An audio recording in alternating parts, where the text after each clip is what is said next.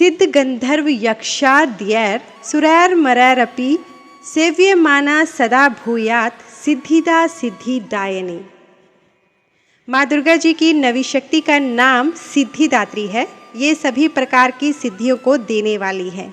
मार्कंडेय पुराण के अनुसार अणिमा, महिमा, गरिमा, लघिमा, प्राप्ति, प्राकाम्य, ईशित्व और वशित्व, ये 8 सिद्धियां होती हैं।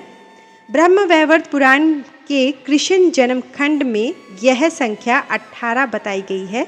इनके नाम इस प्रकार हैं: अणिमा, लघिमा, प्राप्ति, प्राकाम्य, महिमा, ईशित्व, वशित्व, सर्वकामावसायता, सर्वज्ञत्व, दूरश्रवण, परकाये प्रवेशन, वाक् सिद्धि, कल्पवृक्षत्व, सृष्टि संहार करण सामर्थ्य, अमरत्व, सर्वन्यायकत्व, भावना, सिद्धि।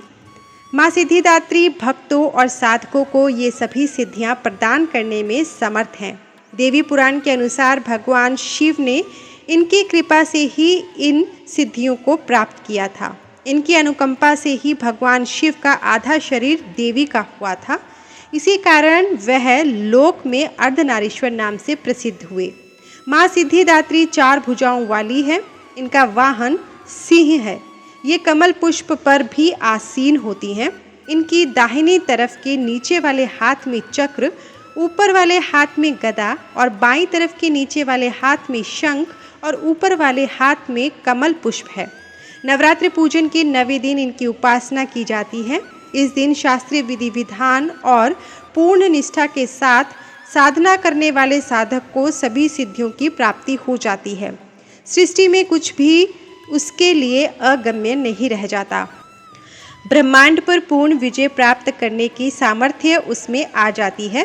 प्रत्येक मनुष्य का यह कर्तव्य है कि वह माँ सिद्धिदात्री की कृपा प्राप्त करने का निरंतर प्रयत्न करे, उनकी आराधना की ओर अग्रसर हो। इनकी कृपा से अनंत दुख रूप संसार से निर्लिप्त रहकर सारे सुखों का भोग करता हुआ मनुष्य मोक्ष को प्राप्त कर सकता है।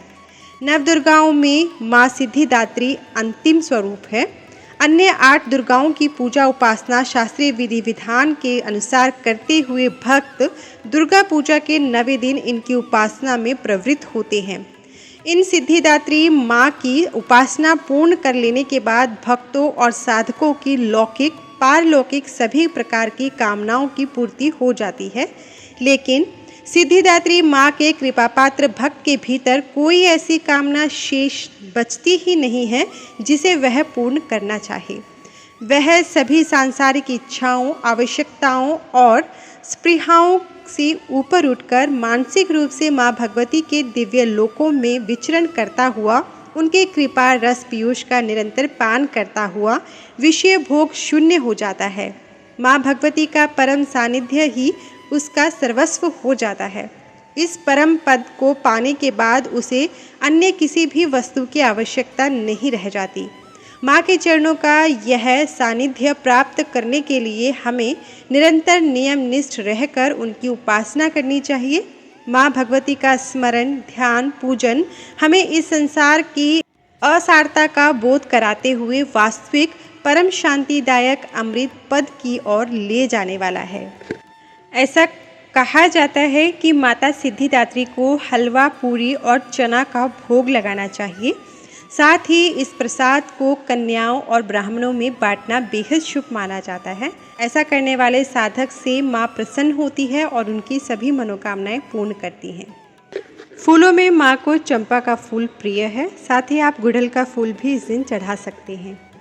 या देवी सर्वभूतेषु माँ सिद्धि रूपेण संस्थिता, नमस्तस्यै नमस्तस्यै नमस्तस्यै नमो नमः। धन्यवाद।